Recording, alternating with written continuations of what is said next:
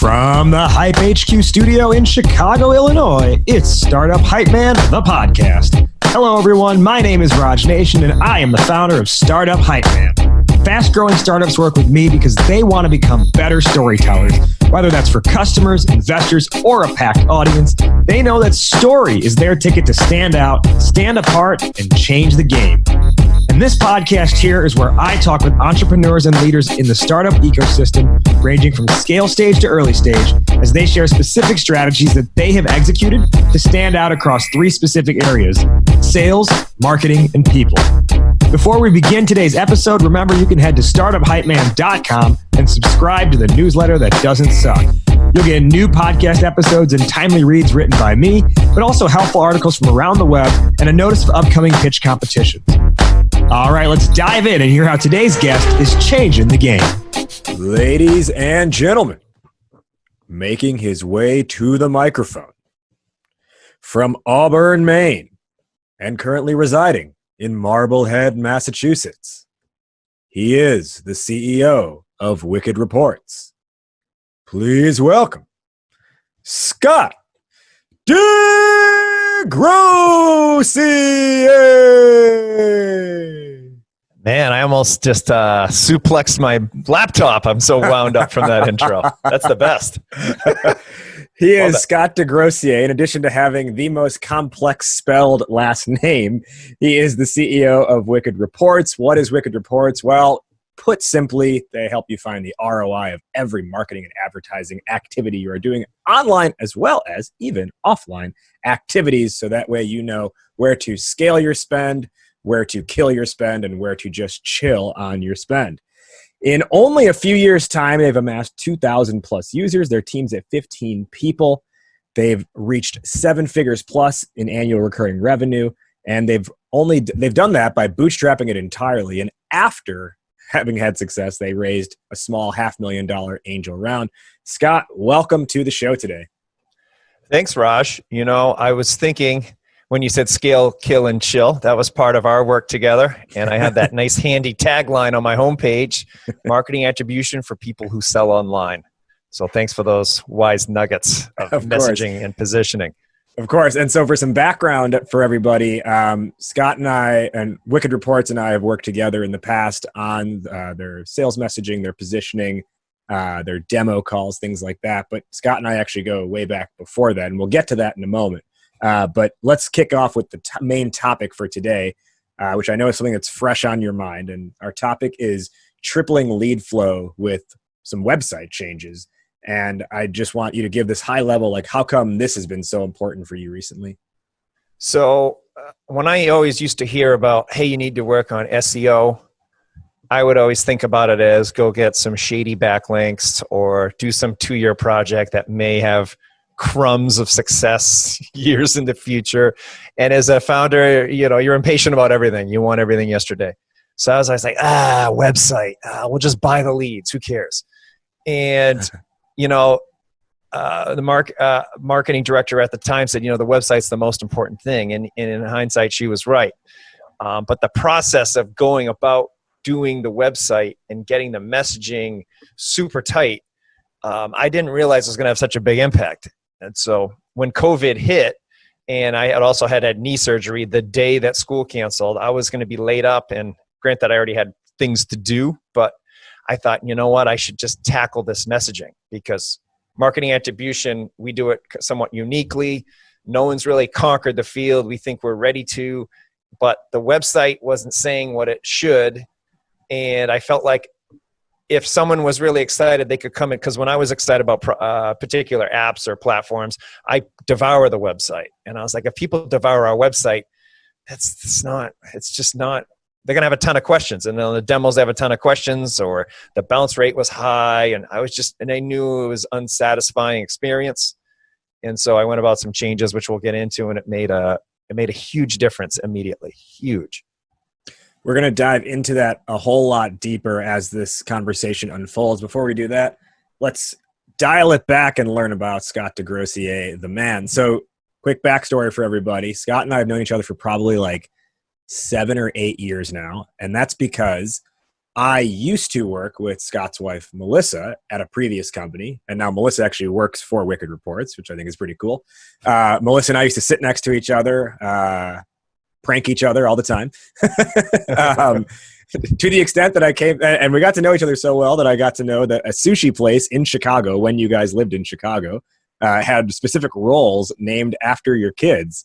I think it was Naniwa Sushi, and there was the Max roll and the Lily roll that made it onto their menu. Yes, and the Melissa roll. And the Melissa roll. Well, we had, we call, and my wife has, sushi's her favorite food. She's got it minimum twice a week her whole life. And so she has very precise orders that she kind of just creates her own sushi when we call places. And occasionally they'd make a mistake in the order. And, then I'd have to catch hell when I got back to the house. And I'd be like, you know what? I'm just having this guy like put it in his computer. I'm like, hey, if you put this in the computer, I can just rattle off the order quick. It's always going to be right. Then you don't have to remake it. I don't have to come back here. And we're going to keep ordering because it's easier. And he did. And it was great. It's just a great solution for everyone. I mean, they knew they had like $150 a week in sushi orders guaranteed. They're just like, by putting that in. We can make a computer button in for that. Yeah, exactly. Well, it's interesting that I didn't realize that was the backstory to that, because the interesting thing to me is that is yet another sort of like microcosm example in your life of identifying a instance or identifying an area where being more efficient and having the data at hand would ultimately grow their business, which is what Wicked Reports does, right? It helps you have the right data at hand so you can grow your business. That's a great point. And to me, I feel like you need to try to take responsibility for every situation in your life. There's some cases where you just got to throw up your hands and the responsibility is walk away. But in that case, I was like, this is the only place she really loves the sushi. They're going to make money. I just laid it out for the guy. And he was like, and if I have to walk back there and he has to remake it where everyone's unhappy, let's just make everyone happy. Everybody wins, which isn't always the case. And to me, like working with marketing data and attribution, to kind of switch to that, for me, I'm becoming more and more convinced that the approach we're taking is definitely the right way, because I've dug into a lot of other solutions or poured over tons of like Google analytic data. Someone's posted on Facebook today their Google ads reporting was showing 103% click rate, which isn't really possible. That's Google. So trying to be a source of truth, there's a lot of challenge and pressure and unique, every industry has unique challenges. And in this one, we got to stick to our guns and what we know helps the businesses grow, because otherwise, why are they going to pay us? Yeah, of course. One other thing that I remember 7-8 years ago when we first met, we actually met each other through the context of meditation. And it came because I remember one day at work, I was talking to Melissa about how I wanted to like start meditation. She was like, oh, my husband leads this meditation group like every Saturday or every other Saturday, whatever it was. Mm-hmm. You should go check it out. And so I did. And I think that was the first time we met. Maybe we had met like over like a happy hour drink before then. So maybe that's what it was. But I'm curious to know. And it's funny because today you're wearing a Meditation Mind shirt. I know. I didn't plan that. My daughter, one of my daughters usually wears this. I never really see it. I just happen to go, oh, wow, I better wear it while I can. So you've obviously been meditating. I mean, to me, not to everyone else, but you have been meditating for a long time in your life. How do you feel that helps you become a better business owner, if at all? I think it helps a ton. Daily, pretty much, I use a focus meditation, if not to mention any other ones. So I use a binaural beat brainwave meditation that helps it's like training wheels for your mind that helps you focus better by giving your brain a sound to focus on and sync with so that you can focus better. And the easy way to test it out is just pick out a project that you've been neglecting but know you need to work on that you still don't feel in the mood to do. And then put on the headset, and I use Brain.fm a lot, and I have an arsenal of ones I use. Brain.fm focus works really well for me, though. And you'll just find that you can get locked in and make a lot of progress on projects. So for me, I always think that on any technique anywhere. You need to actually get the results you want, or doesn't matter what anyone else says. And for meditation, there's so many different tools and techniques. But the other one is becoming more present, which I mean, I still can daydream or, be visualizing or off of my own world, daydreaming like anyone else. But being present to what the core problem is and not like keeping distance from it can force you to confront challenges and problems more quickly or more effectively. So at least for me, that's what it's really helped with. If someone was going to get started with meditation, and let's say they're running their own company, so they're busy as hell, what advice do you have for how they could even just get started with maybe a couple minutes a day? Yeah, Brain.fm is really good. And then the more involved approach that worked for me was the Monroe Institute. Has a lot of great things. So Monroe Institute is backed by literally 50 years of studying and science. That's why I like it. It's a science-based approach from a guy who really wasn't into woo-woo and like always was fighting the fact that he happened to be good with radio and woo-woo stuff, but he wanted nothing to do with it. And then finally he accepted it. So it was like a cool backstory. It wasn't like someone just trying to get you to get into their belief system. It was very like extreme the other way. Like we refuse to give you any dogma at all, to the point where you kind of wish you had a little more guidance. But it's better for a skeptic too, because you're just like, you have to figure it out. There's just tools to help you get there. So I really appreciated that approach. Well, and while Monroe Institute has 50 years of science, meditation is thousands of years old. So I think those two things together probably make the case for that this stuff works. I'm actually, one other thing on this topic is that I do a bi-weekly meditation session with a teacher that I work with, specifically on Wicked Reports, how to grow it. So it's a complete, ultra practical, ultra practical way to get proof in the results or lack thereof, or whatever it is. So rather than just saying, oh, I'm going to go off and feel good about meditation, nothing wrong with using it for that. But I'm literally like every 2 weeks, I bring a business challenge that I have and work through it with like meditative practices. So that's been like fascinating and helpful. So that's really cool. We're going to talk more about that off air because I'm very interested in that. My goal is actually to use that, and I have a whole log recorded, transcribed, and then write the book on how I used it to grow the company and eventually some glorious exit is from the spiritual tactics that helped.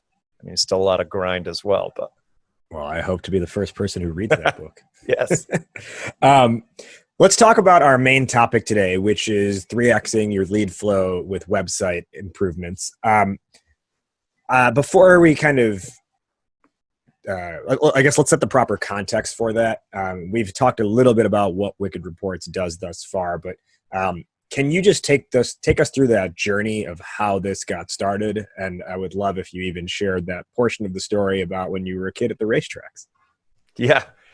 Yeah. So how Wicked Reports got started to begin with was a friend of mine, getmainelobster.com. I've known him since I was 8, and he started a lobster website, and he got in with Groupon when Groupon used to be a thing.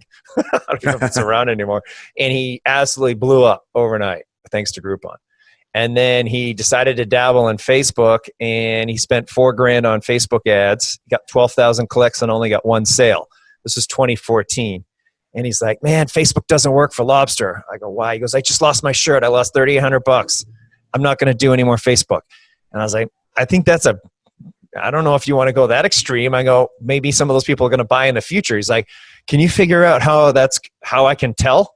And that led me down the path. And so what we decided to test at the time, I wasn't running campaigns, but I was just like, help them wire stuff up. I was like, that was when the New England teams were winning everything and we were getting all this backlash. So we decided to say, hey, let's target people that don't live in New England, but like the Patriots or the Red Sox, and give them an offer, buy 6 lobster tails, get 6 free. And so he marked it up so that he was still going to make break even or make a little bit of money. And it was an opt-in page that just redirected him to the actual offer and emailed them I don't even know if it was a coupon. I think it was just a link to the secret page that had the deal. And lo and behold, and so when he launches the campaign, it doesn't make money at first. Like, he loses money. It's not like a bloodbath losing 100%, but he's probably down like 60, 70%. He's nervous. I was like, the whole point is to test it out. I go, you got to spend for like a couple weeks and then we'll just sit on the leads. You email him, whatever. We'll see what happens. And 3 months in, he had made 10-1. And he was like mind blown. And it was all verifiable in the CRM and verifiable with his, not pixels or Google Analytics where you don't know the number for sure. You just got to trust it. It was all, I could point to the order, I could point to the lead and point to the ad and had it all mapped out. And this was just like pivot tables at this point. Pivot tables and like massive hoops I had to jump through. So I mentioned it to a guy at Infusionsoft I know, and he's like, oh my God, you got to present it to this mastermind advanced webinar I have. And like out of like 30 people I presented, I was moving to Marblehead at the time from Chicago. I think I closed 3 or 4, sold like 30 grand in pivot tables. And I was just making up the prices. I didn't know how much it was going to cost. And I was like, geez, man, people love this stuff. And it was fun. And so then the third customer, and this was in the midst of moving cross country, moving cross country, just closing deals, just casually making like 30K more money. Consulting. Just casual. Like I was like, holy crap.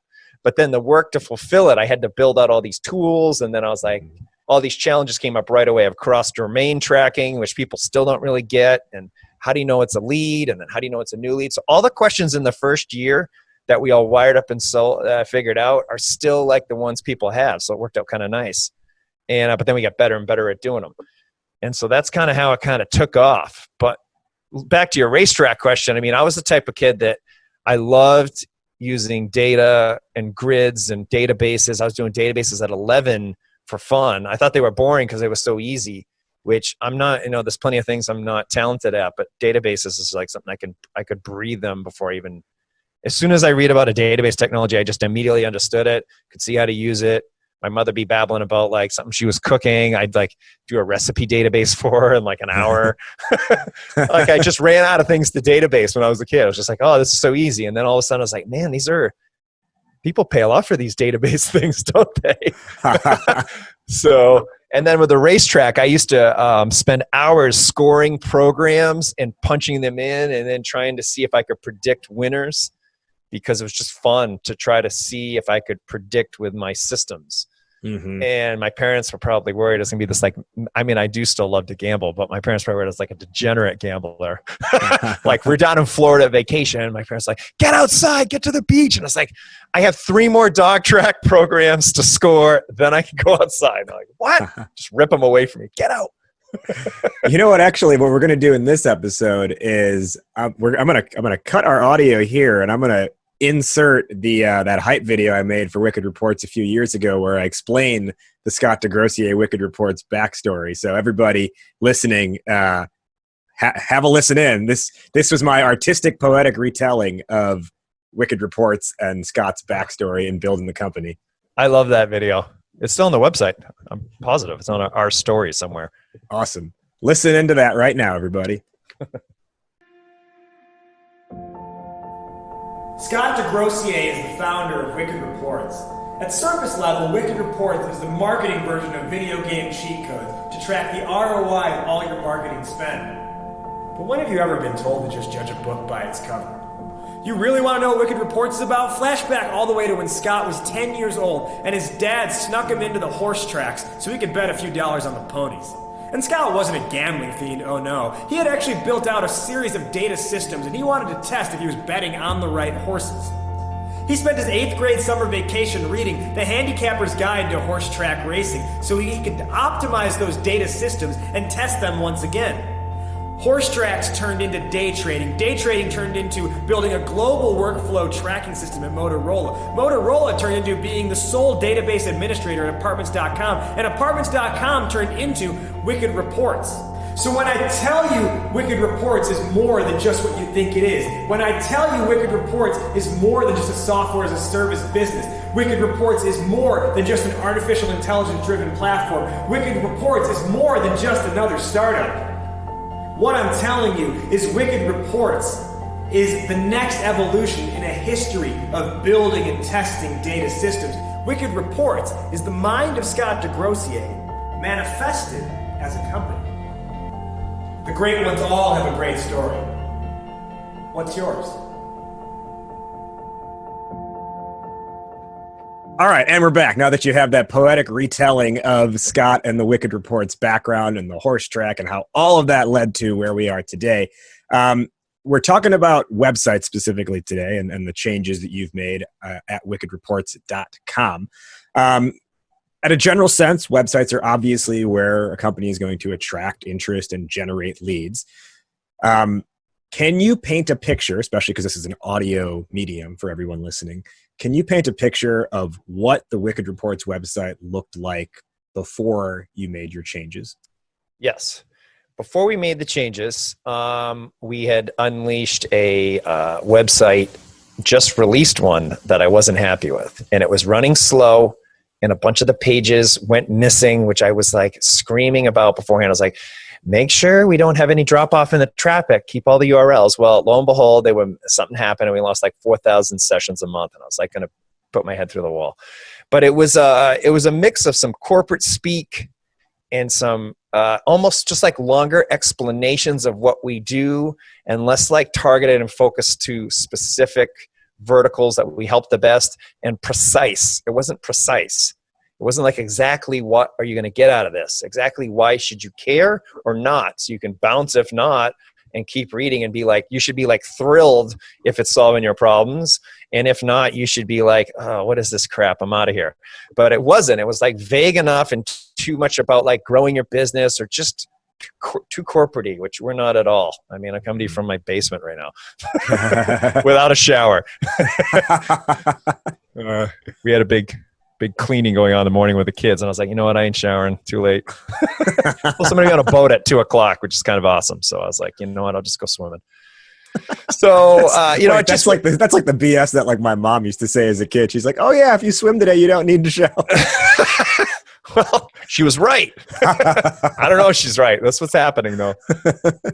So yeah, it just didn't have enough of my voice in it. And so I had this whole vision, and I started with just the menu of like, what would the perfect menu be on our website? And and so that would flow like then that turned into an outline. And then I went back and did messaging and positioning of like a 40-hour project at least, with a process obviously awesome, which was specifically for SaaS like B2B. The name of the process was Obviously Awesome. Obviously Awesome was a book by a lady by April Dunford. It was specifically for 7-figure SaaS that have these specific challenges and this elaborate process. And so normally you read a book, you get excited.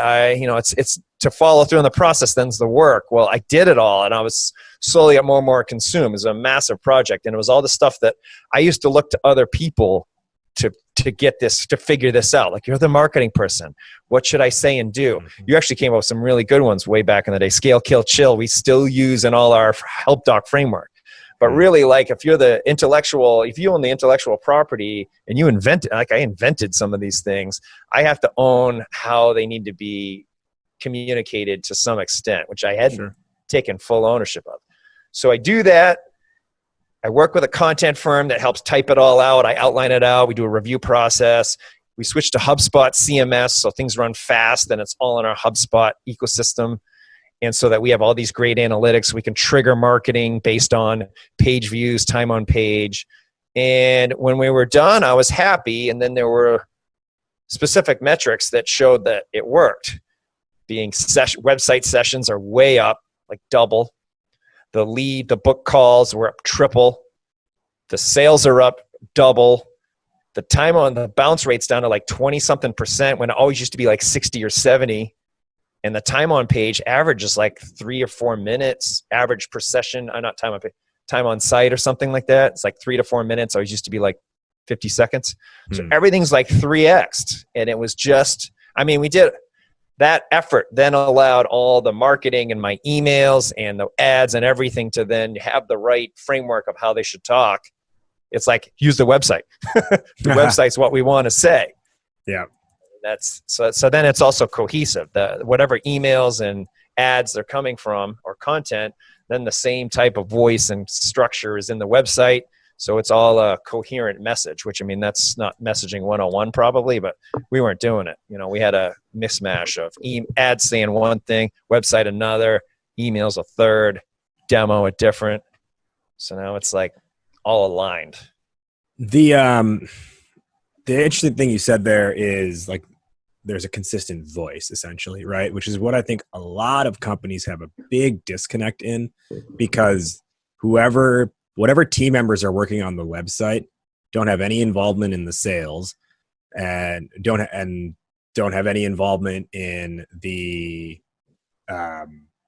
like the cold emails that are going out, or maybe they do, but it's a light touch on it. And I think your advantage is you've played all of those roles throughout the lifetime of the company. So you are able to look at this from like, how do we connect all of this? And I remember even on, I just updated the Startup Hypeman site a few months ago.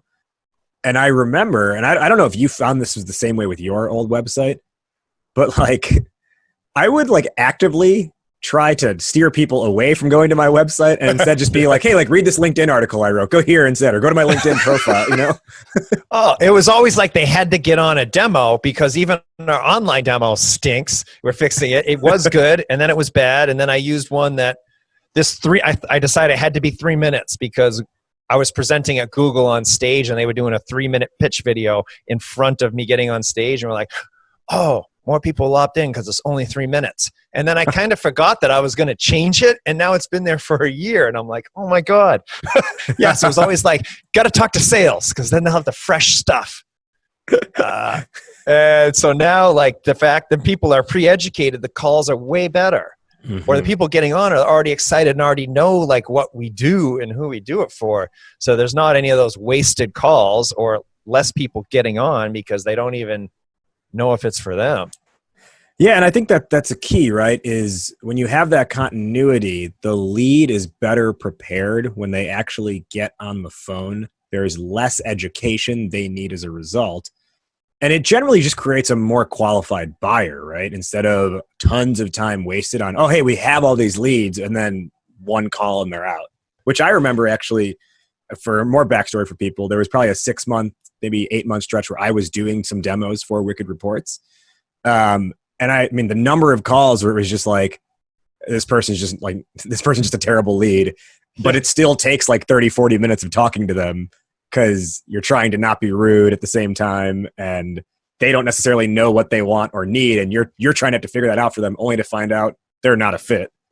Oh yeah. I mean, people it would be amazing. People would get on and want to talk about how to do better marketing. It's like, you don't need attribution software then. Attribution software is once you know how to sell already. Mm-hmm. And then we can point out where it's working or not based on targeting and spend and ROI and lifetime value. Like if you don't even know how to sell your stuff, like don't buy our software. So I raised the price, part of it was to just screen out. Because we used to have a $99 plan. Those leads were, those customers, some of them are still around, but it was tough, and it was going to scale up because I just used to think, oh, data will help everyone. And well, it would if you are willing to pay the right price for it. Yeah. They can't support that size business and they don't, we're doing them a disservice. If they buy this software and they're not spending at least $5,000 a month, attribution is not your problem until you can spend $5,000 a month without necessarily even knowing. You should just be able to get lift because your offer's good or, other various reasons. Yeah. And I remember some of those demos. Some of the conversations was people being like, yeah, so I'm thinking about getting into ad spend for the first time. And it's just like, oh, okay, this is not going to be your jam. Yeah. So now it's like, hey, we ask for the ad spend up front. If it's 0 to 3, we try to steer them away from getting on the phone. Yeah. To be nice, really, not to be rude, but it's just like, hey, we don't think you should buy this yet. You're not even spending $100 a day. You got to spend $100 a day before you worry about attribution. So really, it kind of sounds like there's a twofold benefit here to an improved website, which is you get the leads that are better qualified, but you also simultaneously weed out the people who it's not going to make sense for, or weed out more of those people who it's not going to make sense for. Yeah, website plus pricing. The base price starts at $400 a month, so that's already like, people looking to get in free trials for 2 months, or pay $50 or here or there. It's like, just don't even waste your time. It's not for you. It's a advanced, elite system, so we don't want to it's just, again, it's for both parties' benefit to have a higher price.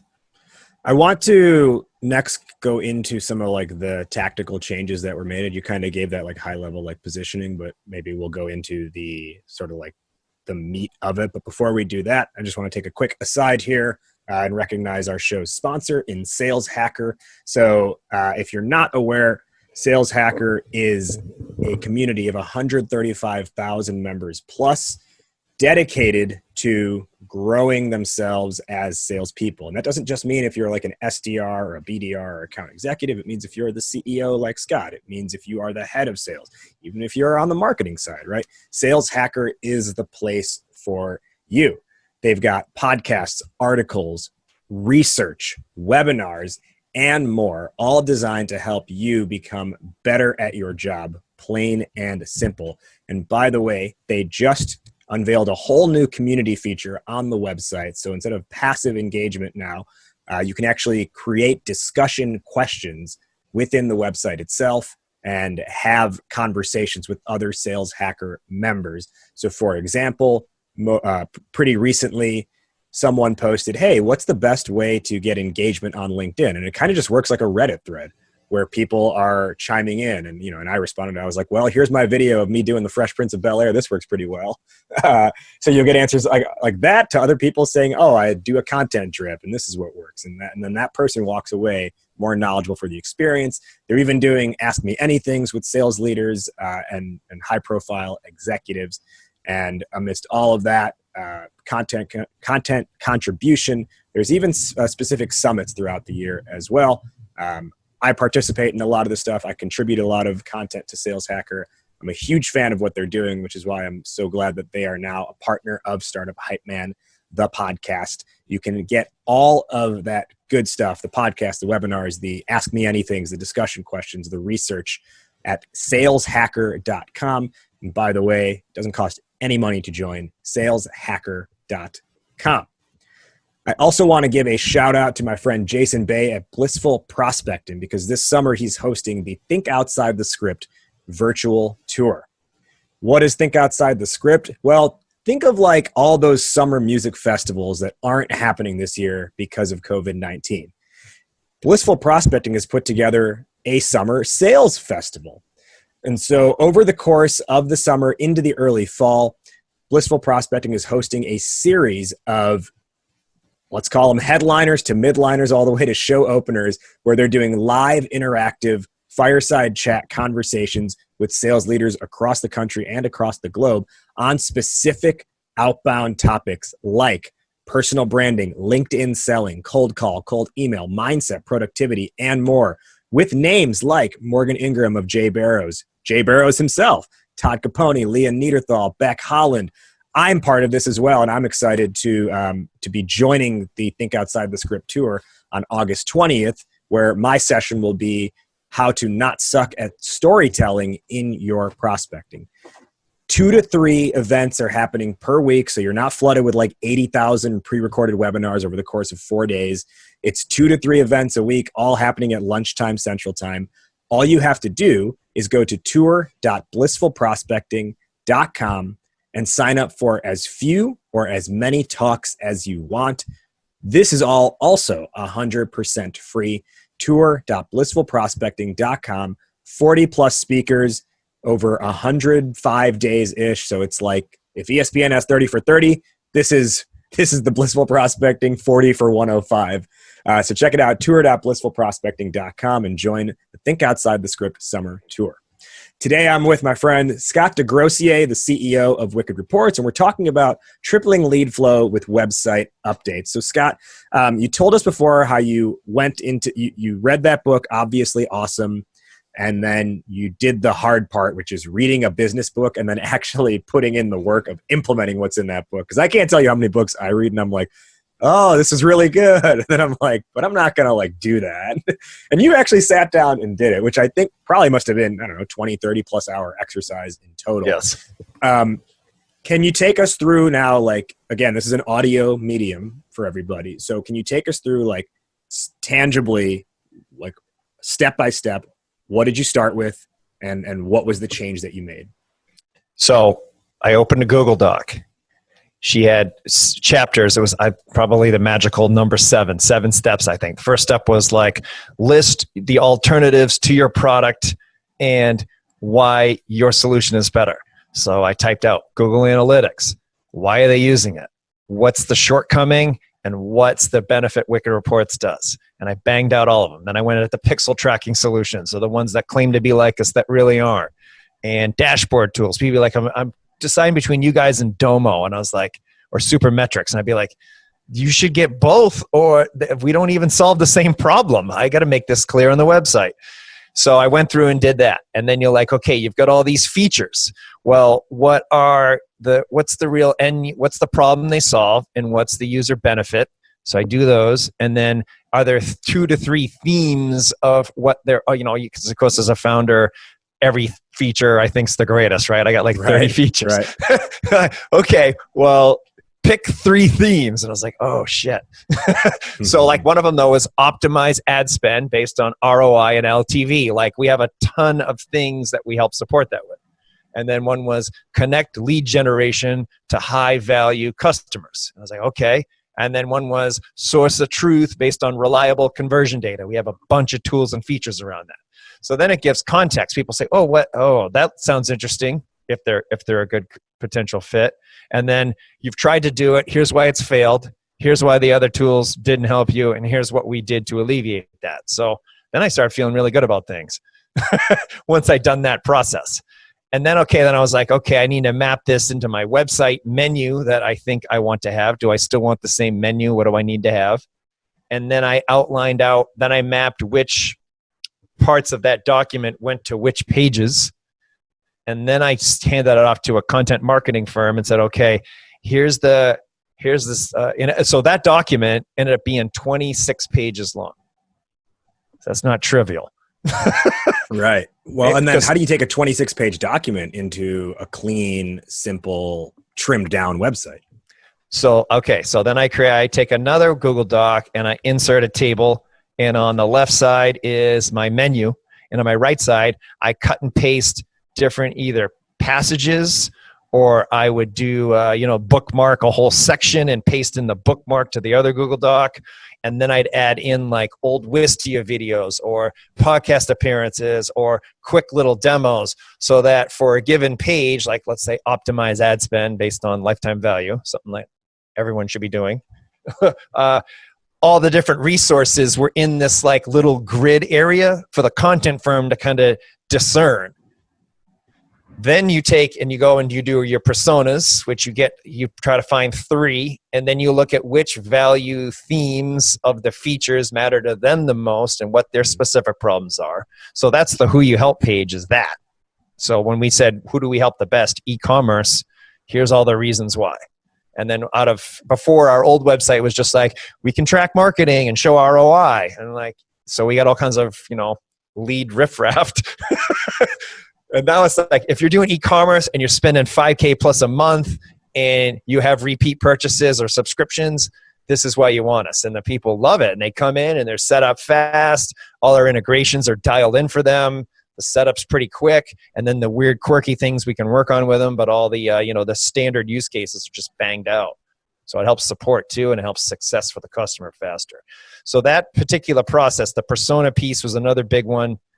And was there one other piece? Oh, and so then the content firm would do an outline of what they heard and what they've understood.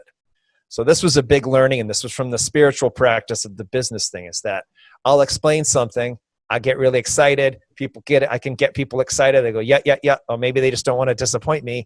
And then there's a step that I've assumed that they didn't catch, or that I just dreamt up that I'm sure is going to happen that we didn't talk about. So with the content firm, it's like, we're going to give you an outline of what we're going to write about before we write it. And it's fantastic, because then I can be like, oh my God, what about time to, leads take time to buy. I'm still harping on that, Raj. We had a really good part when we did a piece together. We always nailed that piece. It was and it's still the content writers like, I'll assume, because we've talked about it ad nauseum, and then still be like, that page, Where's the leads take time to buy? Leads take time and to that buy. was and that was part of that larger theme, remember, of the 3 new truths of e-commerce marketing, which I think has worked pretty successfully in just being this like branded thing that you throw down on the table, when it's like, wait, what are these 3 truths I'm supposed to know about? Always. Then it's always like, leads take time to buy is always like, do your leads take time to buy? We'll mine your data and tell you about it anyway. So that was really the step that I was missing. And that's what I've noticed with a lot of, that was something that came up through the spiritual practice. Is always like, okay, here's the project. Let's agree on the steps, because I don't want to micromanage you, because I love knowing, okay, I've articulated a problem and someone's going to do it. But then if it's not done right, I get bent out of shape. So let's make sure that the steps are right, and then I don't have to worry. So this went super smooth because of that. So, You know, side anecdote here on the leads take time to buy.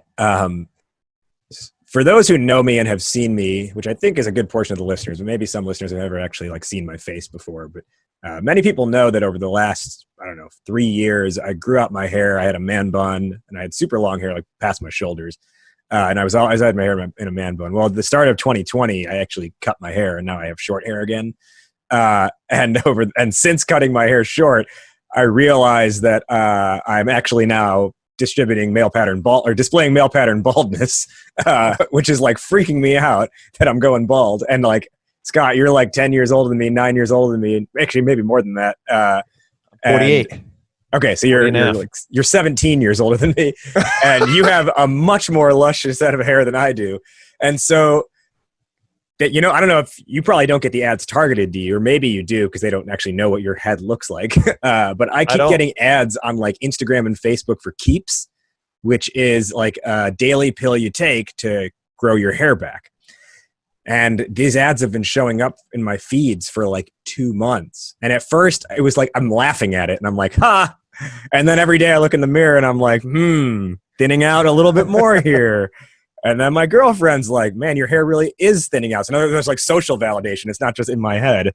And I'm not kidding. That was like 2 months ago I saw the first Keeps ad. I'm probably 2 days away from actually buying Keeps now. And that's your point, right? Leads take time to buy. Yes, exactly. And they just kept showing up in my feed. And I'm like, okay, maybe. And I bookmarked it once, but I'm like, I'll come back to it later. I don't think anything that's either expensive or a subscription, or even anything that's more than like $50, unless it's clothing, people aren't normally going to just click and buy right away. You got to research it. You got to think about it. Then maybe you want to see if they're going to give you a discount if you opt in and wait. Abandon cart on purpose. Like, everyone's getting savvy with this stuff. So, and then, the lead, how you close a sale, they had to become aware and comfortable with your brand somewhere. So I'm about to finally announce my patent. It's been like 4 years. I think I'm like a month or so away, where we automatically detect what made a new lead, because getting cold traffic to actually opt in on your email list is very challenging. But it's also a big point in the relationship with a hopeful future customer that, okay, I'm willing to like listen to all your garbage.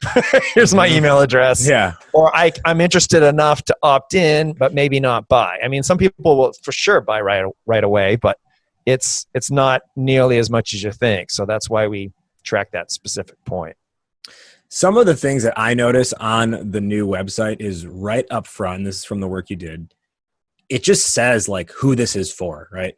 Wicked Reports, multi-channel attribution for marketers that sell online, e-commerce, subscriptions, information, and courses. So like right there, if you are not one of those 3 things, you should have the wherewithal to be like, it's probably not for me. I should probably move on to another site. Yeah. And the other things that I notice as I scroll down the homepage are, and this is something I'm always a huge advocate of, so I love that you're doing it, is everything is written in the context of a result, and then it speaks to how does Wicked Reports do it. So instead of saying we map attribution models to marketing campaign goals, what the headline of that section is optimize your ad spend and increase marketing ROI by scaling winners and cutting losers. And then the small text underneath that is how Wicked Reports does it. We map attribution models to marketing campaign goals so you can measure and act on impact on top, middle, and bottom funnel. And then the next section down. Instead of leading with we detect new lead gen against your CRM and track lifetime sales across cart and subscription systems and billing systems. The lead bold message is connect lead generation to high value customers over time. And then the small subtext is we detect it by doing this thing. So you're delivering the result and the promise first, and then backfilling it with, and in the smaller text, backfilling it with, here's how we actually do that. So you're hooking them with what they can get out of it instead of hooking them with, hey, we're awesome, look at us because we do this thing. Yeah, feels good to hear you say that because, man, I mean, 6 years, 6 years of crappy websites to finally get it right. So hopefully I'll save someone on the learning curve, you know, pay it forward. So so now we've realized that our demo, like, the demo live one, but the online one, because some people don't want to talk to someone and we pretty much make them. So that's the July, is like to kind of iterate on that using this philosophy and probably have you take a peek at it and see if we really succeeded, is to try to, do the same approach where I'm thinking I'm going to have just like these buttons or something on almost like a Wistia playlist, but a little different, where you can pick your goal, like the homepage, and then we'll show just that stuff. Yeah. And then you'll pick that goal, and along the top you'll pick what your vertical is out of the three that we like to help the most. Mm-hmm. And then from the vertical and the goal, you'll see a specific video about just that. I've wanted this for like a choose your own adventure demo, basically. Yeah. I've wanted it for like 3 years. And then I went down the path, which a lot of founders do. I don't know, a lot. Some of them do that I see in my masterminds I'm in. Like you get all excited about looking at the tech. Oh, there's this new choose your adventure video tech. Or imagine if I did, I did that so many times. I get lost in the automations and wiring stuff up because it's fun. But really it's more about the clear message. That's way more important. Are you talking in your customer's language so that they can like decide it's for them? Is way more important than how fancy you deliver it. So, that's finally got in my head. That's more important, in my opinion. Yeah, I always say when it comes to demo calls, the technology and how it works is like the last thing people actually, what they need to know is, can I get something out of this that's going to help me like grow my business in some way or reduce spend or whatever that thing value might be. But like how the sausage is getting made is not what people want or need to see. And it only leads to questions that go in circles and get them either more confused or take them further away from the actual point of buying. Yeah. Yeah. So, I mean, how do you track every click cross device if someone was on Apple 7 and then they watched it and then they bought on their desktop? I go, if they just watched something on a device but then clicked on a different one, we can't read their mind and track it back to something on another device that has no actually registered action. And it's already like, oh no, is this going to work out? I don't do the demos anymore, but I used to get way into these like philosophical debates. Now it's just like, this is how we do it. If you don't like it, if you want to track every single touch point and you think you can make heads or tails out of, if you have a $100 product and we show you 100 touch points and give each touch point a dollar value, you're not going to be able to make any actions on the data. You have to trust that our models are going to work because you use them and you make more ROI. And if you don't, then you shouldn't use us. And if they work, then you should keep using us. Rather than try to convince them that I'm smart. I'm like, I don't care. Is it helping you make more money or not? And that's all I can do. One thing I would actually still add to the website, to the homepage, is underneath your top banner where you've got that main header with the opt-in or with the demo button, is put some social proof of customer logos. That's the one thing I see missing from the front page right now, because a lot of times people are like, they need to know the company's legitimate by seeing logos of other companies who may be similar to them. So that's something to consider. Oh yeah, I thought we had on there our social proof was like you've got integration icons halfway down. Billions of dollars we've tracked and attributed, and the social proof I have coming up. What would be your opinion on this? So we have 3 webinars that we co-hosted with Google at Google, and they're recommending us. So that actually campaign launches next week with 3 weeks of webinars of Google saying, if you have these challenges, Wicked Reports is who we recommend. So I'm pretty pumped about that.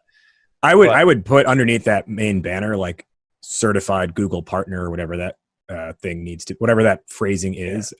And then put maybe probably like a dozen, or if they're small, or like half dozen if they're bigger, of actual customer logos that people might recognize. Yeah, I just kind of missed that. We got plenty of them. Well, and here's another thing I think is important within the context of this conversation. When I talk with my clients, and generally speaking, when I talk with people and I'm talking to them about like messaging as a concept, I'm like, you have to treat these kinds of things like your website, like software, where you don't just like create Wicked Reports and you're like, done, we created it. No improvements needed, moving forward because we created it. Like there's like a version 1.7 and a 1.9 and a 2.1, right? Because you make these incremental improvements based on a combination of time, market feedback, trends, where the market is headed, right? And messaging and like your website is the same way. You don't create it and then never touch it again.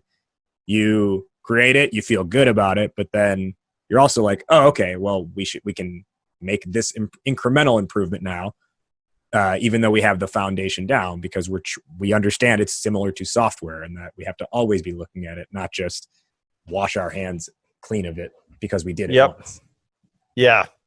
I mean, we're constantly iterating on it. Constantly. Like the homepage got redone with Google. We flew out there the week before. I had a busy March, man, between the website, knee surgery, and I flew out to Google right before COVID. And they were like, hey, do you still want to have it in person? We can do virtual. And I was like, no. We're coming out. 3 of us flew out. They flew in a guy from Russia even. And and so everyone else bailed on this design sprint. And so we had Google's design UX experts to ourselves, and we redid the whole homepage of the platform. And it's like phenomenal. I couldn't be happier with it. It has all this cool visual stuff, but also concise info iterated on. And so now we have a process. So now we learned a great process for UX just now, 6 years in. So I'm like, oh man, we got to run this on everything. So April's our next one. August is the next one. We're going to run another process on some major area of our app because it was just so illuminating how to incorporate real-time feedback, how to pare down. It's similar to the website. How do you answer?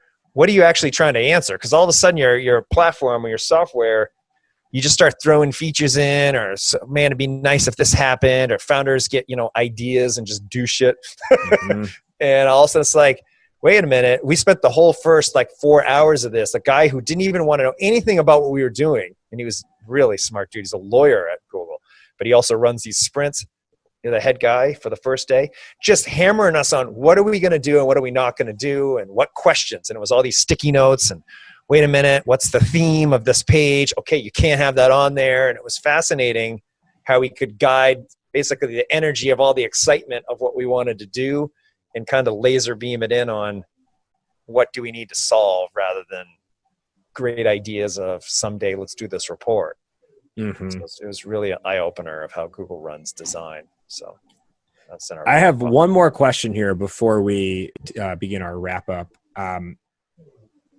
How long did it take to start seeing results when you made your website changes? And at what point were you like, okay, I think this is going to work. I think this is working. The website changes right away. It was faster, and I just didn't have. I finally wasn't directing people away from the website. That alone just lifted this mild background anxiety whenever I thought about it. Not like I'm running around anxious all the time, but I was just always gritting my teeth about it, and it was just such a bounce in my step for a week. I was like, oh my God, my website doesn't suck. That was the best metric for me. I was like, one less thing to permanently scratch off the list. I always knew my website would at least be 90% what I wanted now. And it was in HubSpot. It was we got this beautiful template from Clean 6 was the name of the template. Maybe it's called HubSpot Hero, I think the guy's name is. Fantastic website. Spent $1,000 on the template alone. and it was fantastic. Saved a lot of design time. The measures, let's see, we went live with the website. May was the best month we've ever had. So less than and the 2 website months. went live in April. So the very best month we ever had. But the fruits of the website, when we started emailing out just individual pages in the post-sales process in April, before we were so in a panic to get it out, and we're so excited that we'd like email just the page out ahead of time. So it was immediate. I think we went out, so 7 to 10, 40% more sessions the first month. And the bounce rate was down under 50% in the first month, and a record for book sales calls in 1 month. So that was all. Granted, we're working like madmen on all areas of that, but sure, that was the one massive results. Change. Yeah. Immediate. And then just hearing from sales, my God, man, people were coming in and just talking differently on the demos right away. Mm-hmm. Right away, they were like, I saw a couple people specifically said, I saw the homepage, I want to buy, I just have a few questions. We heard that 3 to 4 times. And sales went up over 100% in 1 month. I don't know if that'll hold the summer because, everyone in COVID, they're going to want to get out, hopefully wear masks or whatever they got to do. Yeah. But everyone's antsy to get out. We're getting out for a couple weeks, which we never do. We're taking off. So, so we'll see if people are that motivated to do a lot of business in, July. Who knows? Sure. But huge benefit. And you didn't, to clarify, all of this was happening. You didn't make any like drastic change in your ad spend or things like that, right? We've lowered. Here's the other thing. So old website, old positioned messaging. Couple months we spent like 30, 40,000. Wow. And now this month, I think we spent 10. The last month was 10. We lowered it because we're getting better results with less ad spend that I'm then spending elsewhere. And plus I always hated having a burn. And then when COVID hit, I got panicked and said, we better not have a burn. Where can we like keep expenses in the, so I was like, okay, I don't want to lower ad spend, but I got it down to 10. I think that was like February. We went down to 10 while we were just sick, and we're getting better results at 10. So now we're looking to scale that, but so we spent less and made more. That's the dream, right? It's the dream. Right? That's the dream. Can you scale that? Now's the question. When you start spending double, will it result in double? Our own software has proven that organic leads and word of mouth leads are still worth more, or direct traffic and organic search are still doing better for us than paid, even though we have sophisticated paid people helping run it. There's still some work to be done there, because we know how to track stuff, we got to learn how to like convert them. Even there's always room for improvement. Converting more paid action now is what we're after. Paid action, that has an interesting connotation. Let's begin on that. Let's begin our round. Edit that. Where can our listeners find you, learn more about Wicked Reports? Well, we've been talking about the gorgeous new website, wickedreports.com. The homepage, and then the who we help.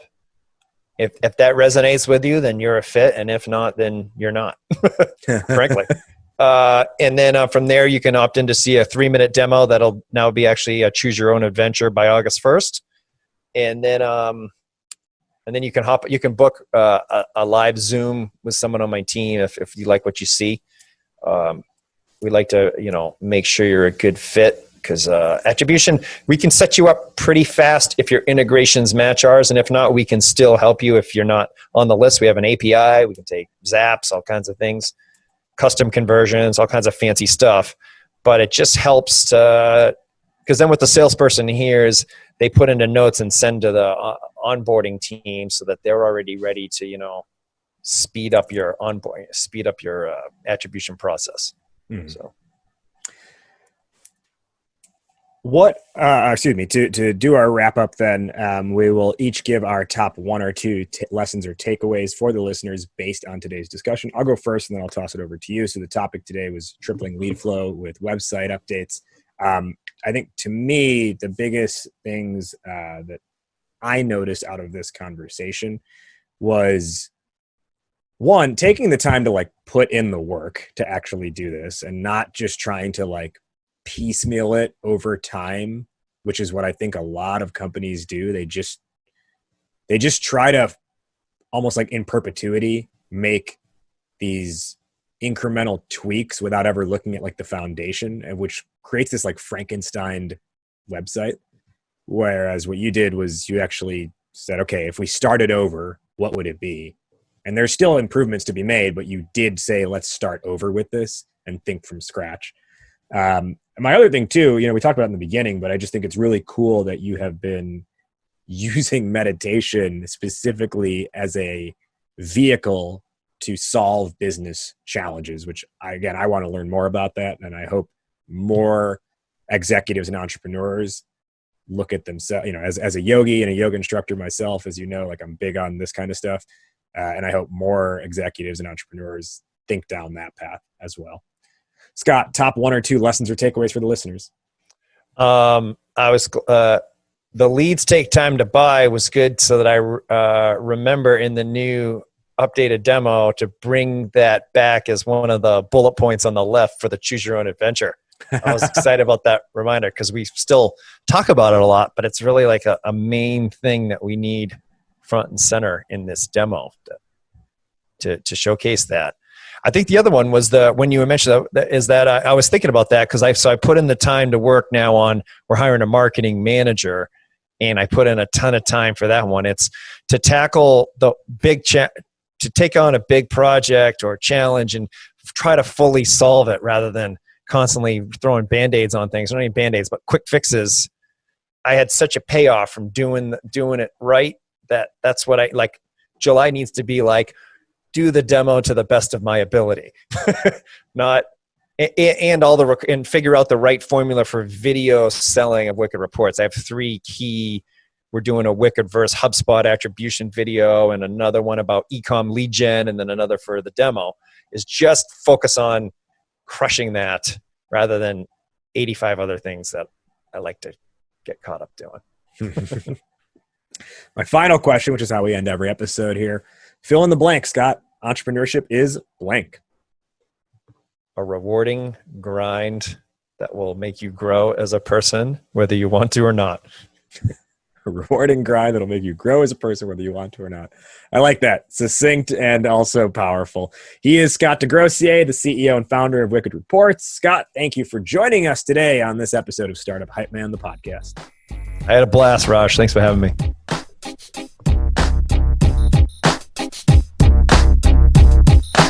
That wraps up today's conversation. Did you like what you heard? Startup Hypeman, the podcast, is available on every major platform, including Apple Podcasts, Spotify, Google Play, and more.